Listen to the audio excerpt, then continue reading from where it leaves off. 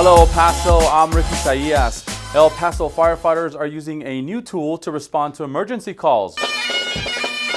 Bagpipes, along with a wet-down ceremony, officially welcomed Quint 35 to Fire Station 35 in East El Paso. A Quint carries a fire hose, ground ladders, and has a fire pump, a water tank, and an aerial device.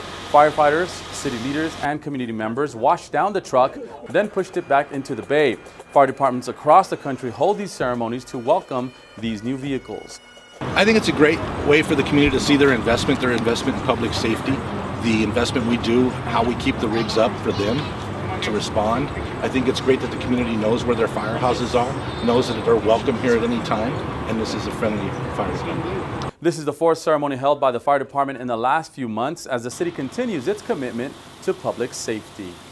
Improvements are headed to the El Paso Museum of Archaeology. The museum in Northeast El Paso is getting upgraded restrooms, expanded hallways, and additional emergency exits. The parking lot will also be improved. The museum will be closed to the public until mid-November while enhancements are being made. Visitors can still enjoy the museum and enjoy the hiking trails. 2012 Quality of Life bonds are paying for those improvements. In other city happenings, it now costs $7 a day to use long-term parking at the El Paso International Airport. City Council approved the increase to fund parking lot maintenance and operational costs. The hourly rate remains at $1 per hour. Short-term parking for both hourly and the maximum daily rate will remain the same. Visit flyelpaso.com for more info. Another increase is helping fix El Paso streets. City Council approved a $2 increase for residential and commercial trash collection. That money will be used to fund street repairs throughout the city, something that many residents feel is a top priority in El Paso. The fee is now $3 a month added on the water utility bill. A change to the city's water conservation ordinance will help conserve water and improve city parks. The Parks and Recreation Department can now water parks between 6 p.m. to 10 a.m. any time of the week. Before the change, park crews could only water 3 times a week. During that time, they would flood the grass to keep it green. This would cause water to run off. Now, the new ordinance approved by council means staff can water any day of the week and use a smaller amount of water. It allows us to be efficient with irrigation water, whether it's at a sports field or a neighborhood park. And with us watering later in the evenings, since most of our parks are in residential neighborhoods, if we were trying to water that amount of water 6 o'clock, we'd be interfering with household things, whether it's bathing, cooking, whatever. So this is a win-win for everybody. The ordinance change also requires the Parks and Rec Department to submit a water conservation plan to El Paso Water on a yearly basis.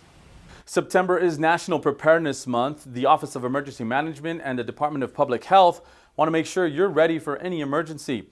Both organizations say it's important to make sure you have an emergency kit, not only at home, but in your vehicle and at work. They say it's crucial that you renew your homeowner's or renter's insurance policy to make sure it covers flooding and other emergencies. They also stress that having pet supplies and vaccination records up to date is also important. As part of Preparedness Month, public health employees and volunteers will be conducting a community assessment on September 14th and 15th. For more information, visit ephealth.com.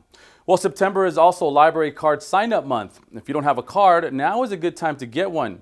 Families, students, and people of all ages can get a free card from the El Paso Public Library. The card provides access to nearly everything online and in print available in the library system. From educational apps and programs to technology workshops and help with homework, the library card really is a must-have.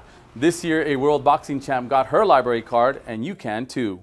This year we have our own world champion Jennifer Hahn, who is the IBF World Featherweight Champion.